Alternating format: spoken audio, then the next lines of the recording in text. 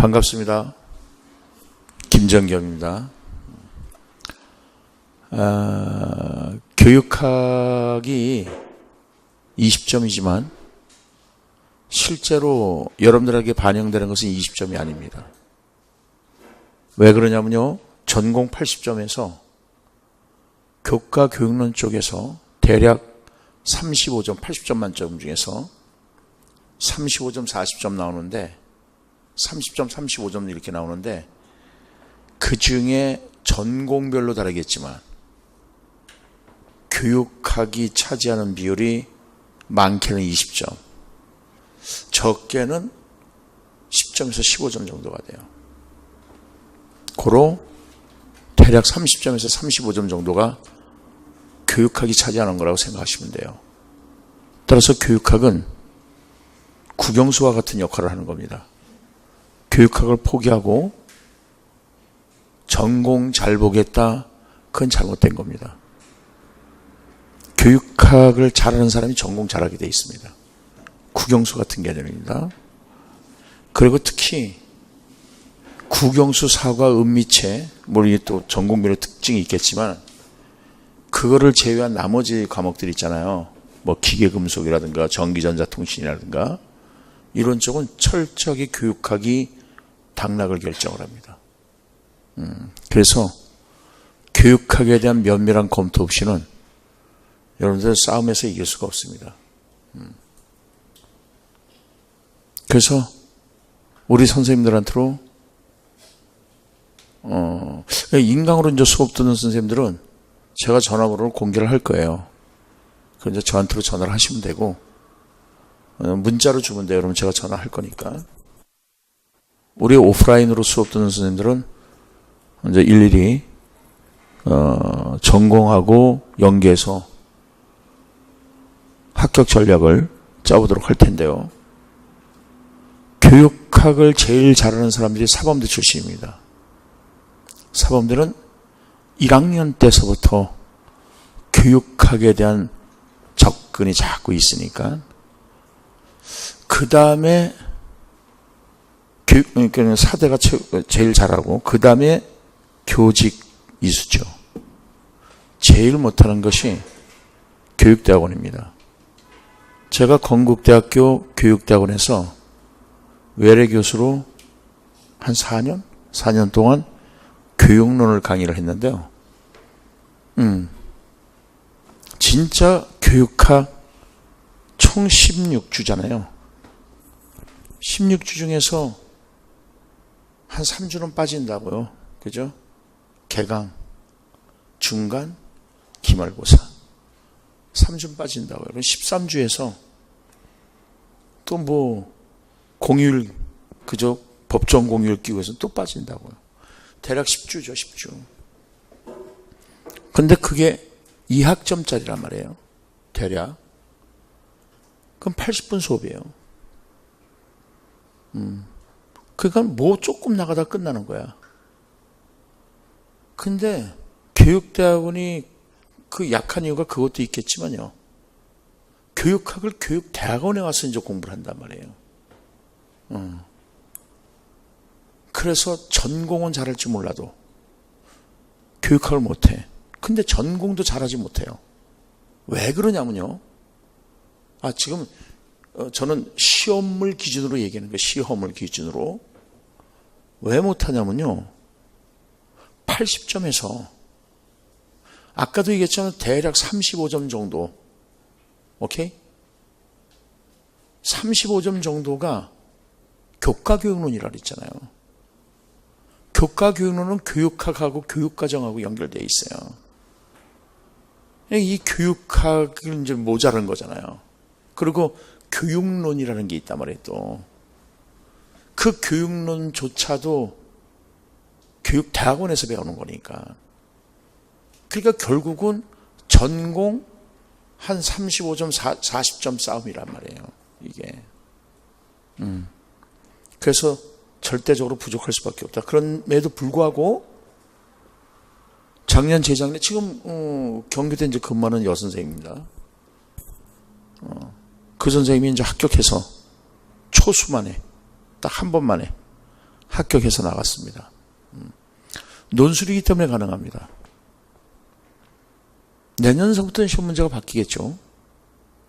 이미 공청회도 열었고 아마도 바뀔 겁니다. 그때는 논술로 안 갈 겁니다. 아마 서술형으로. 그러니까 그때는 이제 첨삭이 필요 없겠죠. 그 다음에 이제 두 번째, 특수교육이요. 특수교육은 진짜 교육학 잘해야 돼요. 그래서 작년, 재작년 같은 경우 85%가 특수교육에 합격해서 나갔습니다. 그것도 경기도에. 그래서 전화하면은 이제 방학했겠구나. 그래서 방학 때는 한 번씩 만나서 소주를 마십니다. 특수교육 선생님들하고요. 이게 전공별로 특색이 있어요. 교육학이 차지하는 비율이 조금 많다. 그래서 우리 선생님들이 요 2개월 동안 어쨌든 처음 공부하는 선생님들이 한 50%고 조금 공부하는 선생님들이 50%인데 조금 공부하고 또 다시 공부하는 선생님들은 파지력이 좀 빠를 거고 처음 공부하는 선생님들은 파지력이 조금 떨어질 거예요. 그렇지만 제 수업의 특징은요. 수업을 하면서 중요한 건 그 자리에서 우리가 이제 외운다는 겁니다. 오케이? 외우는 게 그냥 무작정 외우는 게 아니라 이해를 토대로 해서 머릿속에 넣는 겁니다. 그냥 외우면은 논술 못해요. 무슨 객관식입니까? 핵심 키워드만 그런 사람들이 있어요. 핵심 키워드만 완전 또라이 같은 생각하는 거죠. 그럼 논술 못해요. 근데 풍조가 그렇게 돼 있어. 특히 공부 많이 안 한 사람들은 핵심 키워드만을 요구를 해. 그러면 떨어지는 거예요. 논술은 핵심 키워드 가지고만 못 써요. 논리가 중요한 거지. 그러니까 우리 선생님들은 이제 논리를 이제 키워야 되니까 그 논리를 가지고 이제 얘기를 하도록 하겠습니다. 오케이?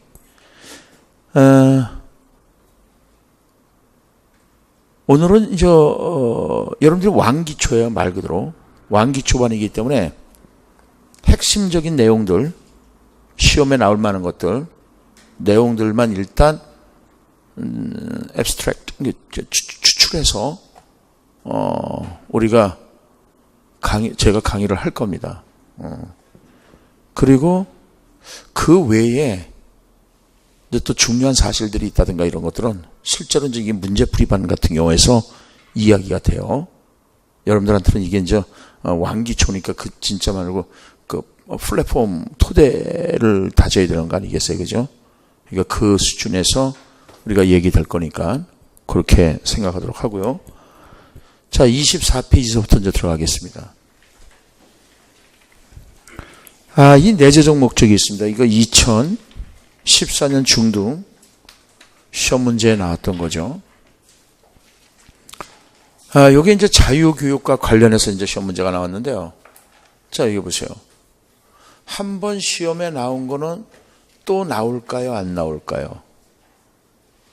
나와요. 근데 안 나온다라고 생각하는 사람들이 많아. 나오는데요. 보세요. 우린 논술에서는요, 항상 자기가 주장하는 바가 있어요. 이걸 이제 우리가 유식하게 논지라고 그래요, 논지. 그래서 저는 철저히 대화할 때도 여러분들하고 할 때도 자꾸만 이 방식을 써요. 그래서 여러분들 머릿속에 들어가야 돼. 이거에 대한 논지, 논지에 대한 논거, 논지에 대한 논거, 이게. 제가 이제 기말고사를 봐서 애들이 이제 채점을 다 해서 넘겼습니다. 그러면은 F가 이제 3명이 있어요. 걔네들 전화 옵니다. 제가 왜 F인가요? 그러면 제가 그러죠. 자네가 F가 아니라고 생각하는 이유. 걔가 주장하는 게 나는 F가 아니라는 거잖아요. 내가 왜 F인가요는 자기가 F가 아니라는 거잖아요. 그 주장이잖아요. 그게 이제 논거라는 거예요. 논지라고 그런단 말이에요. 그럼 제가 다 문자를 보냅니다. 아주 기분 나쁘게 옵니다. 이렇게 무슨 앞에 막 이런 쓰는 것도 없어. 그냥 바로 제가 왜 F인가요? 하고. 그러면 제가 딱 그럽니다. 자네가 F가 아니라고 생각하는 이유를 타당하게 들어서 나한테로 보내라 그래요. 왜냐면 자기가 F가 아니라는 것을 주장하려면은 증거가 있어야 될 거 아니야. 이유가 있어야 될 거 아니에요. 그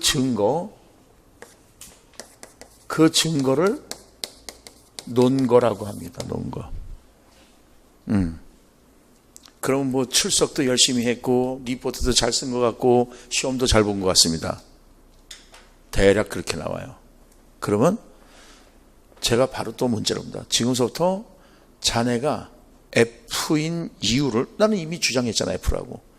F인 이유를 자네처럼 막연하게 논거를 안 되고 타당한 논거를 지금서부터 되겠으니까는 이거에 대해서 반박할 수 있으면은 그 반박 자료를 첨부해서 이메일로 보내라 하고 보냅니다. 그래서 우선 자네가 출석을 열심히 했다는 거, 출석부를 사진 찍습니다. 그래서 지각 한 번당 몇 점 감점 이런 거 계산하고, 그 다음에 리포트, 얘 머리에서 나올 언어가 아니야. 그 부분 딱 드래그해서 검색창에 딱 넣으면요, 그 표현 그대로 뜹니다. 리포트 월드에서. 또 그거 사진 찍습니다. 그래서 이거는 빵점. 그 다음에 이제 답안지죠. 논술이거든요. 답안지에서 논리적 표현의 어색함 아주 빨간 거로 쫙 첨삭을 해놓습니다. 점수 주기 위해서. 그거 다 사진 찍습니다. 순서대로. 그래서 그대로. 그러므로 자네는 F이네. 그 다음에 연락 안 옵니다. 그 다음 학기 가면은요, 재수강으로 들어와서 앉아 있어요. 재수강은 제가 무조건 A제로 줍니다. 열심히 하든 안 하든. 어쨌든 논술에서요, 이게 안 되잖아요. 논지에 대한 논가 안 되잖아요. 그럼 감점입니다. 오케이? 근데 논술이 어떻게 구성이 되어 있냐면요, 논제가 있고 제시문이 있고 그 다음에 배점이 있어요. 이렇게 3단계로 구성되어 있어요. 그래서 배점이 대략 내용 15점이고요. 형식 점수 5점으로 구성되어 있어요. 대부분 이거는 자기가 맞고 들어가는 점수라고 생각해. 그래서 요것만 가지고 따지더라고. 그런데요, 이게 이런 형식을 안 따르잖아요. 그러면 이거조차도 다 나가는 거예요. 근데 저 5점을 자기는 그냥 바꾸고 가는 거라고 생각하고, 이 점수만 계산해서 플러스 5점을 해. 그러니까는 한 12점, 13점 나와. 내가 여기서 한 2문제 못 썼으니까, 그래. 15점 중에서 2문제 못 썼으니까 대략 한 8점은 맞겠지 뭐. 그리고 여기 이거 5점이니까는 그래 12점 정도 될 거야. 그래 과락은 넘겼어. 그리고 난 전공 잘 봤으니까 합격할 거야. 근데 뜩 떠보니까 과락. 교육학 과락. 왜? 이 점수 안 들어갔어. 8점도 자기가 후하게 준 거거든. 수험생은 항상 자기에게 유리하게 점수를 준단 말이에요. 논술의 문제점입니다. 논술 채점은요, 소수점을 안 합니다. 정수로 주죠. 그래서 3명 거 점수를 더해서 나누기 3하니까 소수점이 나오는 겁니다. 정수로 줘. 그러니까 3점짜리인데 3점 주는 사람도 있고요, 2점 주는 사람도 있고 그래요. 완전 고무줄입니다. 그래서 논술이 없어진다는 거예요. 믿을 수가 없어 이게. 올해가 이제 마지막일 것 같은데, 그러면 이제 내년 같은 경우는 교육학이 오히려 더 강화가 된다는 거죠. 이제 조금 더 어려워질 거야. 팩트만 가지고 써야 되는 거니까. 그래서 항상 여러분들이 이제 글을 읽어갈 때 자기 주장에 대해서 어떻게 논거를 될 것인가, 그걸 이제 생각하면서 하도록 해야 되겠습니다. 자, 그러면은 제가 지금부터 주장하는 것이 내재적 목적, 이 자유교육과 관련해서 자유교육이 시험에 나오면서 내재적 목적과 교육의 목적과 연관시키라고 했거든요. 이게 시험에 나온 거란 말이에요. 근데 또 나올 수 있다고 저는 주장을 한잖아요. 그러면 그거에 대한 타당한 논거를 대봐야 되겠죠. 그 논거가 뭐냐면요, 형성평가입니다. 형성평가는 2번이나 나왔죠. 고로 시험에 한 번 나왔지만 안 나온다라고 주장하는 것은 잘못된 주장이다. 오케이? 나올 수 있습니다. 자, 그러면은 형성평가야 모습을 달리하고 나올 수 없지만요, 이 자유교육과 내재적 목적은요, 모습을 달리하고 시험에 나올 수 있습니다. 모습을 바꿔버려. 자, 일단 교육의 목적에서요, 교육의 목적을 크게 내재적 목적과 외재적 목적으로 나눕니다. 머릿속에 항상 이렇게 두십시오. 내재라는 말이 있으면 분명히 외재라는 말이 있는 겁니다. 무슨 말인지 알겠죠? 이게 대립되는 것이 있더란 말이에요. 그런데 요 내재적 목적과 관련되어 있는 것이 자유교육이라는 거죠. 자유교육. 리버럴 에듀케이션이라는데, 자, 이 자유교육과 내재적 목적이 관련되어 있다 그랬잖아요. 이게 주장이잖아요. 그러면 이제 그거에 대한 논거를 지금부터 이제 대야 된단 말이에요. 그럼 어떤 관계를 있는지 한번 보겠습니다. 일단 내재적 목적은 뭐냐면요, 내재, 마음속 안에 있다는 거야, 이게. 여기에. 그래서 교육 그 자체라는 말로 정의를 내립니다. 이 교육 그 자체가 뭐냐 이거야. 이거는 걸 이해를 못한다고. 근데 봐봐요. 핵심 키워드 교육 그 자체만 외웠다고 쳐봐라 이거예요. 이걸 어떻게 풀어날 거냐고. 핵심 키워드만 외우면 안 되는 거죠. 그럼 교육 그 자체라는 말이 도대체 뭐냐는 거예요. 교육 그 자체. 또는 교육활동 그 자체라고 얘기를 합니다. 내재적 목적을요. 그럼요, 이런 걸 갖다가 다른 말로 본질적이라고 그래요. 본질. 교육의 본질이라는 겁니다, 이거를. 교육 그 자체를 갖다가 교육의 본질이라고 합니다. 머릿속에 꽉 집어넣어야 돼. 앞으로 여러분들 책을 읽으면서 교육의 비본질성 이런 말이 나올 거야. 교육의 본질성 이런 말이 나올 거야. 그럼 도대체 교육의 비본질은 뭐고 교육의 본질은 뭐냐? 이거는 절대 불변이야. 항상 교육의 본질 요거 이렇게 들어가야 돼요. 그건 정해져 있어. 오늘날 학교 교육이 어디에 초점을 맞추고 있냐 하는 거예요. 교육의 본질에 초점을 맞추고 있냐? 아니면 이게 이제 교육의 비본질이겠죠. 그죠? 이걸 교육의 비본질이라고요. 이걸 다른 말로 교육의 수단화야. 오케이. 수단. 그러니까 여기는 교육 그 자체 또는 교육 목적 그 자체 이렇게 얘기할 수 있단 말이에요. 교육 목적 그 자체. 목적과 수단은 뗄래야 뗄 수 없는 관계죠. 같이 따라다니는 거야. 목적과 수단은 같이 붙어 다니는 겁니다. 그럼 도대체 어떻게 붙어 있냐는 거죠. 자, 봅시다. 그래서 여기를 이제 일단 내재적 목적, 외재적 목적 했을 때 교육 목적 그 자체 조금 더 설명하겠습니다. 그 다음에 이쪽은 교육의 수단. 오케이? 목적과 수단이에요. 왜 여러분들이 사범대로 왔냐는 거죠. 왜 여러분들이 대학 교육을 받았냐는 거예요. 오늘날 고등학교 교육이, 학교 교육이 인간됨의 교육을 안 시켜.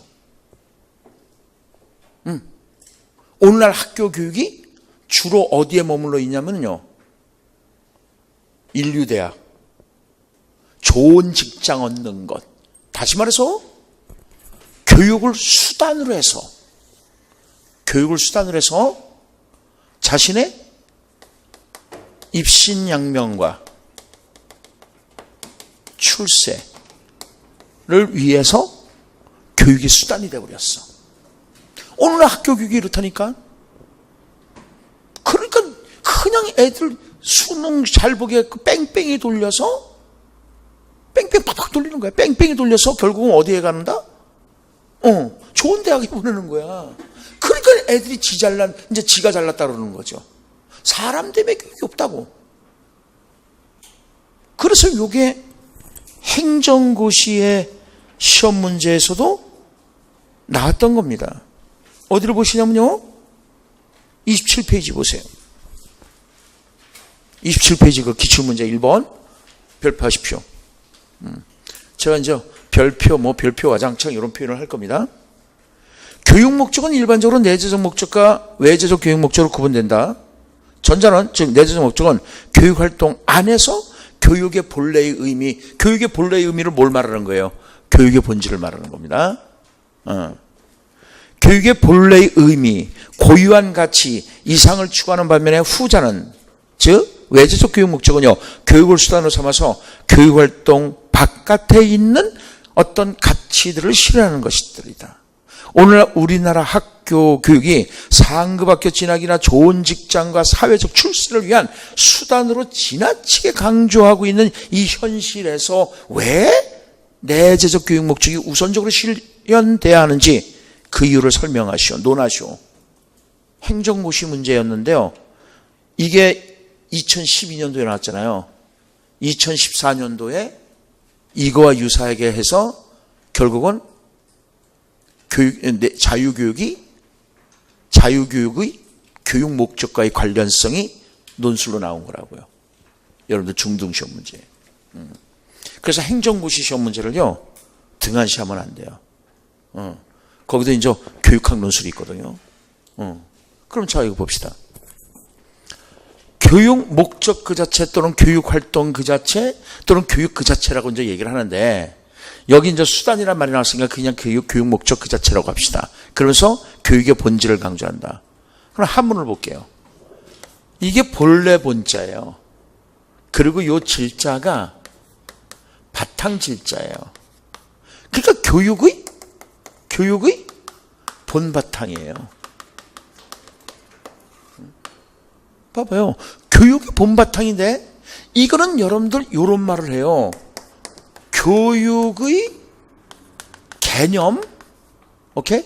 또는 교육의 어원 안에 함의되어 있다라고 얘기를 해요. 함축된 의미다 이거야.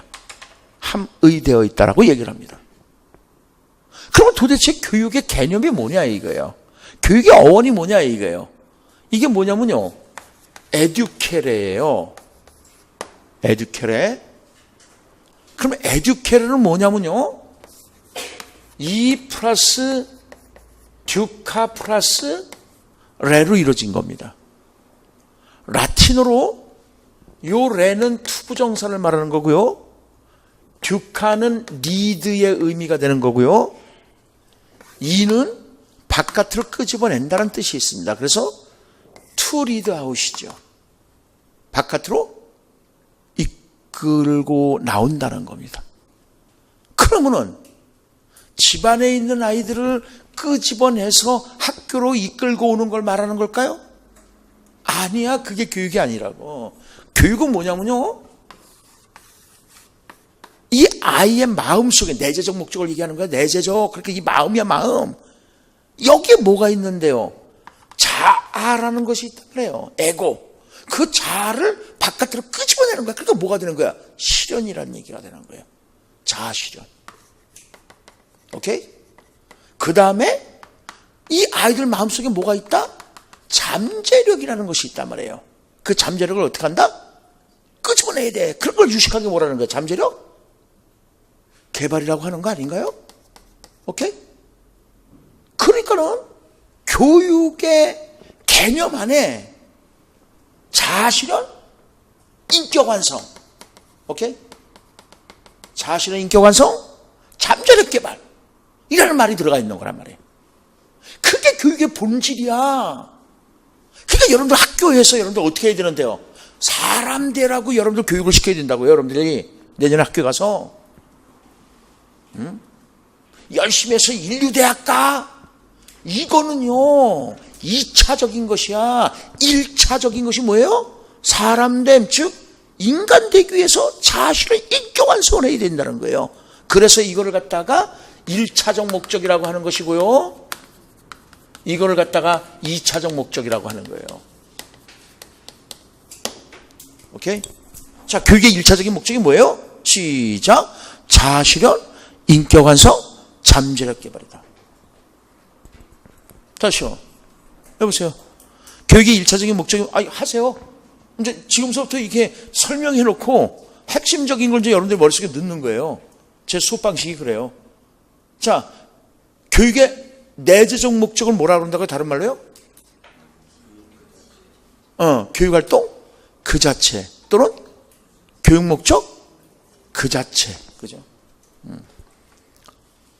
그래서 교육의 본질은 뭐가 되는 거죠? 자아실현, 인격 완성에 있는 거죠. 그래서 교육의 1차적 목적은 어디에 있습니까? 내재적 목적을 실현하는 거야. 다시 말해서 시작. 자아실현, 인격 완성을 위해서 교육이 이루어져야 된다는 거예요. 그게 1차적인 거야. 2차적인 거 버리라는 얘기 아니에요? 주의점은 그거야. 2차적인 거 버리라는 얘기 아니야. 그러니까 봐봐요. 결론을 뭐라고 써야 될 것 같아요? 학교 교육은요, 교육의 목적인 내재적 목적만 강조하면 안 되는 거지요. 왜? 그건 1차적인 것만 강조하는 거잖아. 2차적인 건 어떻게 버리는 거야? 아니야. 그래서 결론은 어떻게 써야 돼요? 내재적 목적과 외재적 목적의 조화를 이루어야 된단 말이에요. 이거 봐봐요. 여러분들 표면적 교육과정이란 말이 나오죠? 그런 거 있어요? 표면적 교육과정? 그럼 표면적 교육과정은 반대되는 게 딱 뭔데요? 잠재적 교육과정이라는 게 있어요. 잠재적 교육과정. 그러면 학교 교육은요, 표면적 교육과정만 강조하면 안 돼. 그러니까 결론에서는요, 잠재적 교육과정과 표면적 교육과정의 조화가 이루어져야 되는 겁니다. 오케이? 학교 교육은 두 개 다 버리는 거 아니야. 다만 쓸 때 논제가 뭐였어요? 지금 여기서 논제가 너무 2차적 목적만을 강조하는 거죠. 그러다 보니까는 입신양명 출세만 외친단 말이에요. 애들이 입신양명 출세만 외치다 보니까 뭐가 부족한 거예요? 그럼요, 인간됨이 부족한 거야. 즉 자아실현, 인격 완성이 부족해지니까 어떤 아이들이 돼요? 기레기가 나오는 거라고요. 쓰레기가 나오는 거라고요. 애들이. 이거 여러분들 책임이라는 거죠. 오케이? 그러니까 사람됨의 교육, 서로 사랑해주고 배려해주고 토닥토닥해주고, 그래서 2015 개정교육과정에서 강조되는 것들이 바로 그런 것들이라고요. 인성교육. 그러니까 이 내재적 목적은요, 인성교육과 관련이 돼. 자아실현, 인격 완성을 해야 되는 거니까요. 이 자유교육이 바로 인성교육과 관련되는 겁니다. 인성교육. 자, 그럼 모습을 바꿔서 나올 수 있겠죠? 인성교육으로 모습을 바꿔서 나올 수가 있는 겁니다. 그러면 인성교육이 이렇게 중요하냐? 당연히 중요하지. 왜? 교육의 본질인데 뭐. 그런데 또 하나의 근거를 든다면요, 21세기 지식 기반의 사회에서 중요시하는 교육이 딱 두 가지가 있어요. 첫째, 인성교육입니다. 그래서 2015 개정 교육과정에서 창의 인성을 강조하죠. 2015 개정 교육과정이 창의 인성을 강조한다고요. 그러니까 여러분들 올해 시험 보는 선생님들 2015 개정 교육과정 잘 알아둬야 돼. 작년에 영교과 모의고사 마지막 거, 그 다음에 우리 모의고사반 마지막 모의고사가 2015 개정 교육과정으로 시험을 봤다고요. 근데 거기서 똑같이 나왔던 거죠. 그럼 확인해 보면 알아요. 뭐 거짓말할 필요도 없는 거고. 유희태 박사가 박사님이 영교과를 위해서 모의고사 하나 내려달라고 그래서 2015 개정 교육과정으로 모의고사를 냈던 겁니다. 그때 이제 보건도 내달았는데 보건은 그때 그 시험 문제를 안 봤어요. 영교과만 봤던 거죠. 잘들 썼죠. 교육과정 재구성에 대해서 시험 문제 냈었거든요. 2015 개정 교육과정이 교육과정을 재구성하자는 거거든요. 여태까지 교육과정 더러웠다 이렇게 보는 거지. 그러면서 창의 인성이라고 하면 창의 인성. 그러니까 구성주의가 시험에 작년에 나온 거거든요. 이제 이 구성주의라는 게 굉장히 이제 중요하게 등장해. 구성주의라는 게. 자, 그러면은 자, 인성이고요. 그래서 요 인성 때문에 나오는 것이 조금 아까 얘기한 것처럼 자유교육이야. 자유교육. 근데 이 자유교육은 지금 얘기한 것처럼 내재적 목적과 관련이 있는 거예요. 자, 마지막으로 하나모 창의력 교육입니다. 그러니까 2015 개정 교육과정과 딱 맞아 떨어집니다. 그런데 이거 시험에 아직 안 나온 거죠. 이게 굳이 나왔다면요, 작년에 시험 문제 나왔다라고 할 수도 있어. 왜? 구성주의에서, 그래서 타일러의 통합형에서. 오케이? 그래서 이제 여러분들 그런 소리 들어봤는지 모르겠지만 스팀 교육이라는 거, 스팀 교육에서 창의성이 이게 나와요. 그래서 창의력을 요하는 전공들 있잖아요. 미술교과, 특히 미술교과, 음악교과, 그 다음에 미용, 그 다음에 나머지 이 창의력을 요하는 교과, 그 특수에서도 하나? 창의성 개발. 특수교육에서는 창의성까지는 아직 그죠? 왜냐면 제가 특수교육의 면접책도 나오고 그래 있어요. 아, 모르나요? 특수교육 선생님이니까 특수하게 해? 오케이. 자, 봅시다. 그래서 창의력 기법을 여러분들 잘 알아야 된다는 거예요. 그래서 특히 이제 렌줄리라는 사람들 우리가 나중에 할 건데, 그 렌줄리라든가 이런 사람들, 가드너 이런 사람들. 가드너는 여러분들 엄청나게 중요하잖아요. 이런 사람들이 창의력을, 스탠버그 이런 사람들이 창의력을 강조해요. 오케이? 그래서 어쨌든 이제 다시 내재적 목적으로 돌아가겠습니다. 자, 그러면 이제 이렇게 합시다. 어떻게 쓰는 거냐? 내재적 목적이란 하고 이제 정의부터 들어가는 거야. 쓸 때. 그럼 내재적 목적이란 시작. 교육활동 그 자체다. 또는 교육 목적 활동 그 자체다. 오케이? 두 번째로 이제 그거에 대한 논거를 쓸 때, 자, 교육의 본질을 강조하는 것이다. 그럼 교육의 본질이란 뭐다? 자아실현, 인격 완성이다. 오케이? 그것까지 이제 써주면 되는 거예요. 그러면은 이 내재적 목적을 다시 말해서 내재적 목적을 달성할 수 있는 방법이 뭐냐? 자유교육을 통해서. 오케이? 자유교육을 통해서 내재적 목적을 완성시킬 수 있다. 자, 어떻게 쓴다고요? 맨 처음에요. 내재적 목적이란 무엇인가 정의를 쓰면 되는 거예요. 그러니까 봐봐요. 이건 좀 문제풀이반 할 때도 하겠지만요. 우리는 요새 대주제가 중심으로 나와. 그래서 서론에서 대주제를 먼저 때리면 돼요. 서론에서는. 그리고 각 본론에서는요, 네 문제 나오잖아요. 그럼 각각 문제에 대한 정의부터 내리면서 출발하면 돼. 본론 네 문제니까 네 단락 쓸 때. 오케이? 자, 그래서 내재적 목적이란 정의를 내리고, 그래서 시작. 내재적 목적이란 교육활동 그 자체를 의미한다. 오케이? 그러면 교육활동 그 자체는 시작. 교육의 본질을 말하는 것이다.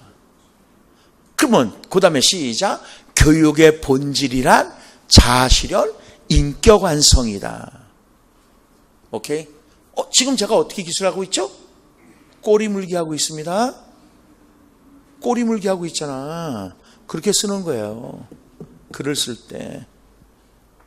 그러면 자아실현, 인격 완성을 실현하기 위해서 필요한 교육이 무슨 교육이다? 자유교육이다. 오케이. 자유교육이란 하고 나가면 되는 거야. 글 쓰는 게 뭐가 어려워? 이게 논리라고. 이게 논리. 아시겠죠?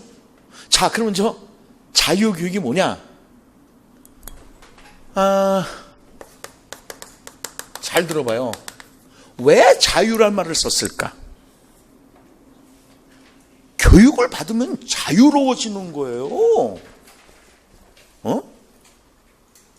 우리가 자유롭지 못하다는 건 뒤집어 얘기하면 무슨 말이죠? 종속적인 삶을 살아간다는 거야. 종속적인 삶을 살아간다는 거야. 그러니까 여러분 봐봐요. 이 단어를 왜 썼지 생각을 해봐야 돼. 그러니까 여러분 막 외우는 거 아니라고. 이렇게 논리적인 흐름을 쫙 가지고 접근해 나가는 거지. 그럼 왜 자유라는 말을 썼을까? 그럼 자유의 반대는 뭘까? 종속적이다. 그러면 자유교육을 받으면 자유로워진다는 거잖아. 다시 말해서 자유교육을 받으면 자유로워진다 이렇게 쓰면 좀 웃기잖아. 그러니까 뭐야? 자유교육은 종속적인 삶으로부터 해방시키는 것이다. 이렇게 쓰는 거잖아. 종속적인 삶으로부터 해방시켜. 그러면 자유로워지는 거잖아. 그럼 왜 종속적인 삶을 살까? 무식해서. 한마디로 무식해서. 그러니까 무식하면요 지배당하게 돼 있어. 그러니까 공부들 열심히 하셔야 돼요. 무식하면 지배당해. 응? 유식한 사람한테로 유식한 사람들한테로 지배당한다니까. 논리가 없잖아. 유식한 사람들은 논리를 가지고 있잖아. 무식한 사람들은 논리가 없잖아. 그러니까 논리 싸움에서 지는 거야. 논리 싸움에서. 여러분들 왜 노무현 대통령이 빵 떴는지 알아요? 논리야, 논리. 논리 싸움에서 상대편이 팍 지는 거야. 그러니까 다 수긍할 수밖에 없는 거지. 이번에 자연인으로 돌아간 박 전 대통령, 그분 왜 탄핵당한 줄 아시나요? 변호사 잘못 썼어. 변호사 잘못 썼기 때문에 그래. 왜? 국회 쪽에서는 당신 죄가 있어, 유죄야 주장하고, 그 유죄인 주장에 대해서 뭐를 갖다 대야 돼요? 그러면 논거를 막 갖다 대야 된다고. 타당한 논거를. 그래서 수첩 갖다 들이대고 뭐 녹음한 거 갖다 들이대고 막 그런단 말이야. 근데 저쪽에서는요 무죄야 그러면서 주장하면서 논거 된 게 뭐가 있어요? 아무것도 없다고 태극기 들고 대한민국 만세나 부르고 있었지. 그러니까 변호사들이 논리가 없었던 거야. 그러면 지는 거예요. 물론 죄가 있으니까 당연히 그 죄를 입증하기 위한 타당한 논거를 이쪽에서는 철저하게 갖다 들이대는 거죠. 그거야. 논리 싸움에서 이겨야 돼. 논술은 논자가 뭔데? 논리적으로 설명하라는 겁니다. 그래서 상대방을 설득시키는 글이야. 논리가 없으면 설득이 안 돼. 근데 여러분 누굴 설득시켜야 된다? 채점자를 설득시켜야 되는 거야. 채점자가 시험이니까 채점하는 사람들을 설득시켜야 된다. 그래서 논리 점수가 또 들어가 있다고요. 100점에. 그러니까 그 5점이 그냥 주어지는 게 아니라고. 자, 그러면 자유교육, 그 왜 자유를 이제 썼는가를 이제 여러분들 이해가 했을 거야. 근데 이 자유교육의 원천이 어디 있냐면요, 7자유예요. 7자유교육과. 7자유교육과. 이 7자유? 왜 또 해필이면 7일까? 생각 안 해봤잖아요. 그죠? 또 왜 해필이면 7일까? 럭키 세븐이기 때문에 이런 것이 아무런 근거 없는 논거를 대는 거야. 럭키 세븐이기 때문에 뭐 사람들은 7이라는 숫자를 좋아하기 때문에요. 이게 진짜 부당한 논거를 대는 거야. 타당한 논거는 뭐냐? 잘 들어요. 눈 2개, 코 2개, 귀 2개, 입 하나, 구멍이 7개입니다. 어디에 있는 거예요? 머리에 있잖아요. 머리 부분이잖아요. 지적인 거잖아요. 예? 그러니까 이 7자유교육과는 지식교육이죠. 그래서 교과야, 교과. 7자유교과. 그러니까는 이론적 지식을 강조하는 겁니까? 실천적 지식을 강조하는 겁니까? 이론적 지식을 강조하는 게 그런 게 시험에 나오는 거라니까요. 따라서 이론적 지식 이렇게만 쓰지 말고 실천적 지식보다는 이론적 지식을 강조하는 것이다. 봐봐요. 이론적 지식을 강조한다는 것만 쓰는 것보다는요, 실천적 지식보다는 글이 더 길어졌잖아. 여러분들은 꼭 머릿속에 든 게 없어갖고 저 한 줄만, 저거만 딱 써놓고 쓸 게 없어요 이렇게 하고 있다고. 근데 저거는 대비를 자꾸만 써주는 거요. 글을 대단히 명확하게 해줘. 주장을. 뭐뭐보다는 뭐 이렇게 하는 것이. 왜 그러냐면요. 봐봐요. 그냥 이론적 지식을 중요시한다 이렇게 해보다는요, 실천적 지식보다는 이렇게 들어갔을 때 강조가 되는 거잖아. 뭐가 강조가 되는 거예요? 이론적 지식이 강조가 되는 거야. 여러분, 우리 미팅 갈 때요, 여자나 남자가 이제 미팅 갈 때는 어떡합니까?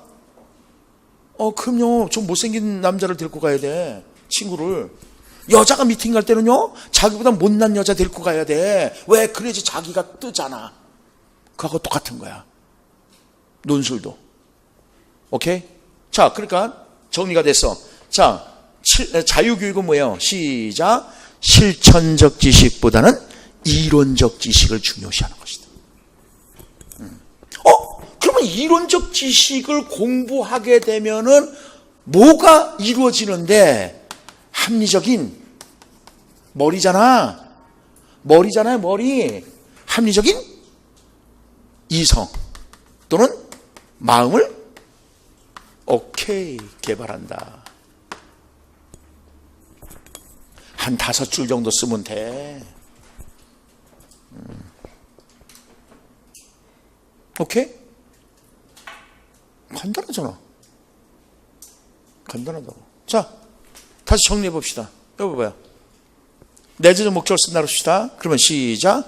내재적 목적이란 교육활동 그 자체인데, 교육활동 그 자체는요, 교육의 본질을 의미하는 거고, 시작. 그 다음에 교육의 본질이란 자아실현, 인격 완성인데, 이 자아실현, 인격 완성은 무엇을 통해서? 자유교육을 통해서 완성된다.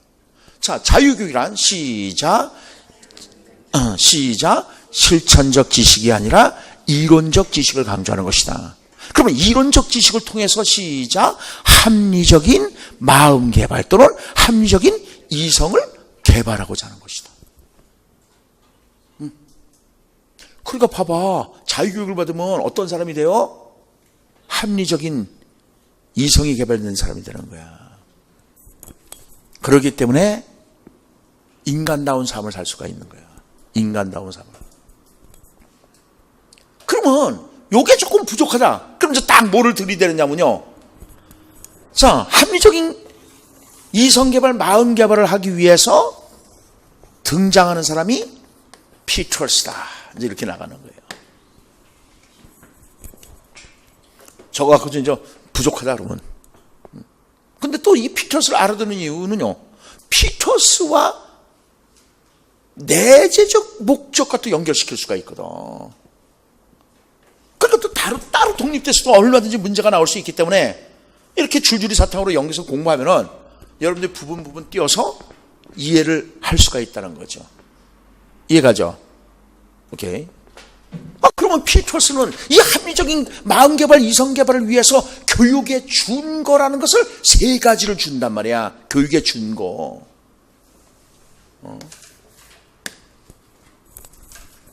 그래서 어른이 자네 이름이 뭔가? 그러니까 제가 규범인데요. 그러니까 자네가 규범인가? 이렇게 뭐라고요? 시작. 규범인과. 그래서 규범적 준거, 인지적 준거, 규범적 준거, 인지적 준거, 과정적 준거라 그러는데요. 봐봐요. 생각해. 무조건 막 외우려고 하지 말고 생각해봐요. 자유교육과 관련된 준거는 뭐일까요? 이 중에서. 인지적 준거라는 건지 알 수 있겠죠? 인지가 여기라고 여기. 영어로 카그니션, 인지. 요 카그, COG는요, 고기토에서 나온 거야. 라틴어. 그래서 데카르트라는 사람이 있어. 그 유명한 사람. 고기토, 에르고, 줌. 그래서 나는 생각한다는 뜻이야. 그러니까 인지라는 말이 생각이라는 뜻이야. 봐봐요. 인지주의 심리학이 있죠. 인지주의 심리학은 그러면 연구 대상을 뭐로 하는 걸까? 생각을 연구 대상으로 하는 거야. 그러니까 인지주의에서는 자꾸만 나오는 것이 뭐가 나와? 인지구조. 인지구조. 그래서 이거를 갖다가 뭐라고 해? 스키마. 쉐마라 그러잖아. 스키마. 그래서 인지주의에서는 학습이란 도대체 뭐야? 그러니까 학습이란 뭐야? 인지구조를 확장시키는 게 학습이야.